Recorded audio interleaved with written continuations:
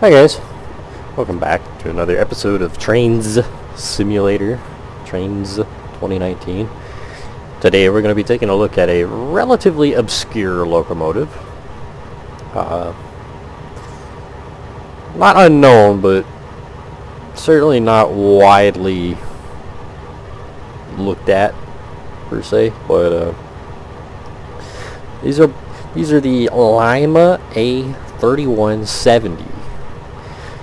Or probably better known as the LS 1200. For those of you in the modeling world, it's just the Lima 1200. Lima never assigned this locomotive that class designation. The LS 1200 is a railfan makeup. Under Lima, they were known as the model number, which was the A3170, but these were an attempt on a heavier switcher from Lima for, to help Lima keep a foot in the door in the diesel era. Lima's probably better known as a steam locomotive builder. But much like Baldwin, whenever the steam locomotive era ended, they had pretty hefty struggle trying to keep a foot in the door in the locomotive building world. But these were one of their attempts. I believe there was also an LRS 1200, which is a little bit of an extension on this car body, which adds a little bunker on the end here. What that is, I really don't know, but it's not the focal point. When were these designed? These were built between 1950 and 1951 by Lima Hamilton.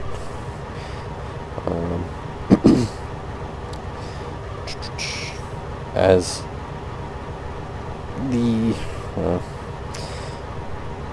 the railfan nomenclature kind of hints at, they're about a 1200 horsepower locomotive with a turbocharged Hamilton 4-stroke 8-cylinder diesel engine. And pretty stout little switchers, honestly. They're nothing wild per se. Pretty reminiscent of the S2, S3, S4 series, the Alco S series. It's a very similar design, but there are some wacky differences. The number boards being one of the big things you'll readily notice. I believe there were 60 some odd of these produced, and a handful of notable owners actually got hold of them. Not a whole ton of them were built, but enough of them that they're worth our taking a peek at today. And two of them actually do still survive. One of them in active operation last I checked. But some pretty big names ordered a handful of these, like the Baltimore and Ohio, the Erie, obviously, New York Central, the Nickel Plate, Wabash, fairly well-known names, and then Armco Steel, which is not a big name, not as far as railroading goes, but that'll be relatively known in large part due to the two survivors. One of the survivors is from the Armco fleet. It is preserved at the Illinois Railway Museum. And then Baltimore and Ohio number 320 is preserved at the Whitewater Valley Railroad, where I believe it is still in active operation. It might not anymore. I know there's a few pictures floating around of it in operation with them, but that's the two survivors. So let's take a look at them. Now, one of these models is not quite like the other. So the base model is the same. The Lake Erie and Eastern is a fictional model that came from Trainz Forge. I don't know which of these is the original model. I just know one of them is available through the download station. The other one comes from Trainz Forge. They are the same base model, as you can see. They use the same trucks. They use the same body. There's nothing wild about them.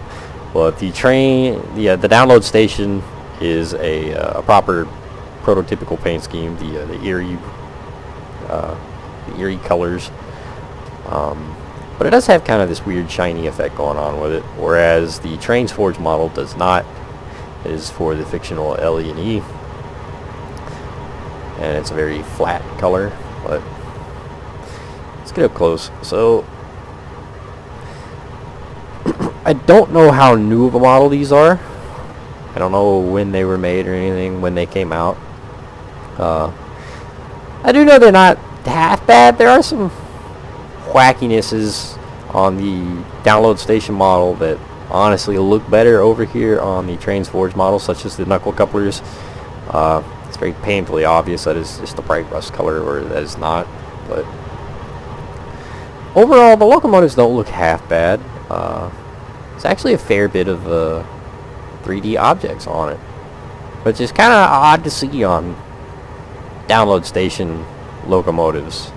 More often than not, there's a ton of 2D textures and whatnot. There's actually a good bit of 3D modeling going on here. So like our vents for our exhaust, our intakes over here, those are 3D. The vents for all the door panels here are 3D objects. Unfortunately, the hinges are not. Grab irons, all that fun stuff is actually 3D, which is, you know, pretty cool. Quite nice. It stands out. Definitely shows whenever it's actually done right. Now, the paint job itself is kind of It's very much a 20-foot paint job. So from right about here, it doesn't look half bad. But whenever you start to get up close to it, you can definitely see the blurriness. It's very, very blurry up close. We got a separate number plate, or a builder's plate light here from Lima. A little bit out of date. Lima, September 1944. These were non-existent in 1944, but whatever. Same for this. So the Trainz Forge model is kind of spruced up a little bit. Not laughably so, just enough. But it still kind of runs into the same issue of the lettering is still very much blurry up close. The lettering and the numbering. Like you really can't see that front herald at all. Even the striping is kind of blurry. But nothing wild, nothing freaky. Now, both of them use the exact same sounds. They are older Trainz download station sounds, so they're not prototypical to the 1200. Not too far-fetched, but they're still not right. But here's the bell.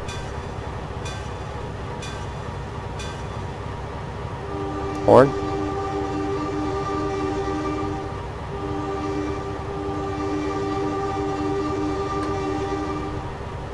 So, yeah, not bad.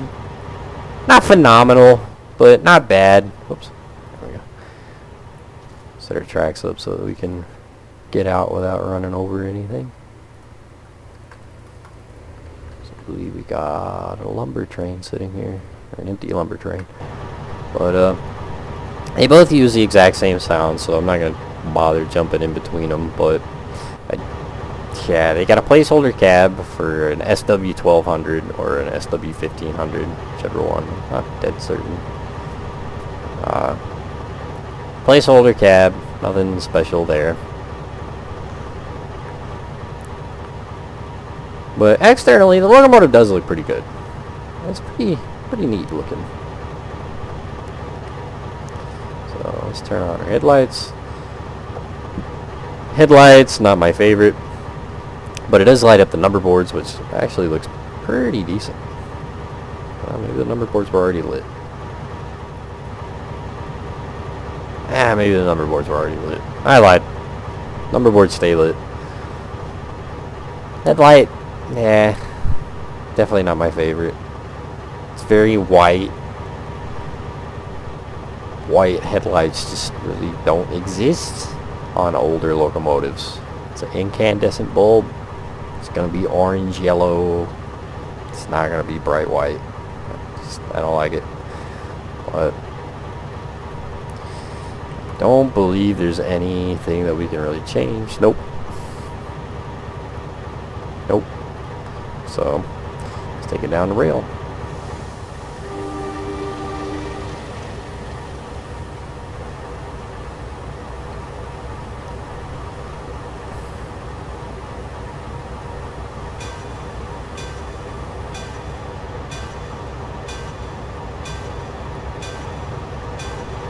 Now it is nice. It does take it a second to kind of wind up.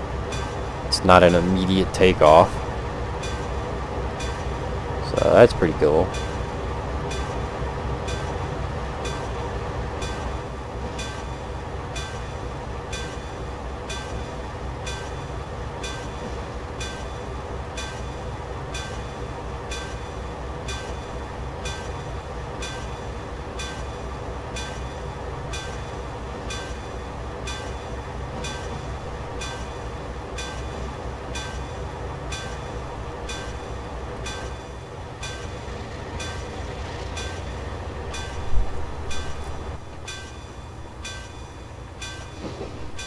Weird. The audio just kind of disappeared. As far as the engine sound goes, it's gone. The volume disappeared, I guess would be what it is.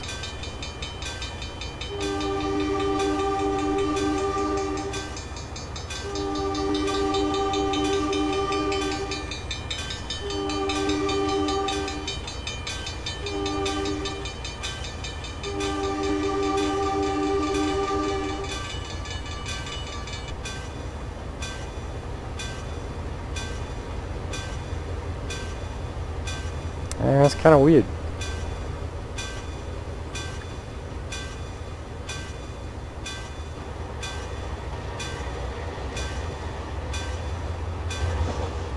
Another sad thing is the lack of smoke. So these things smoke like a steam locomotive climbing a hill.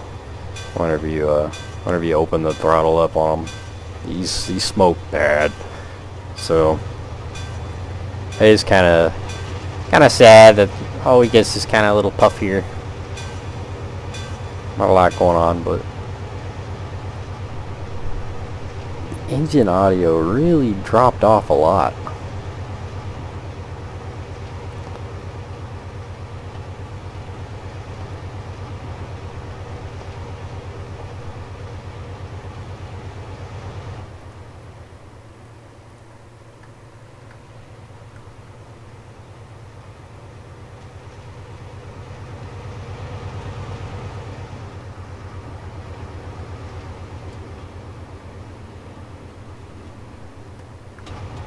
It definitely takes these things a minute to get up and go.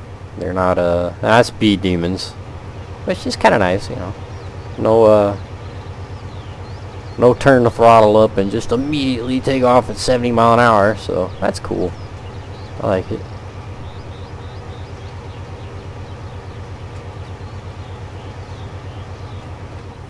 Let's take it to 0 and see what happens.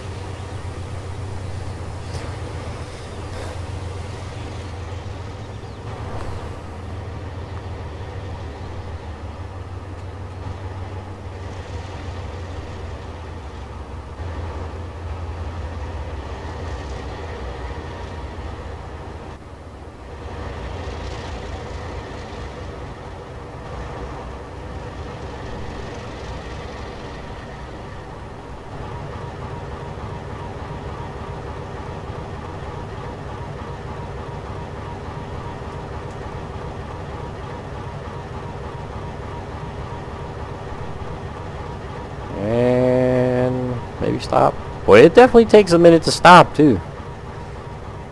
It's not an immediate stop, so it's got some pretty halfway decent physics, honestly. It's not half bad. So, anyways, I don't know if there's really much else I can say about it.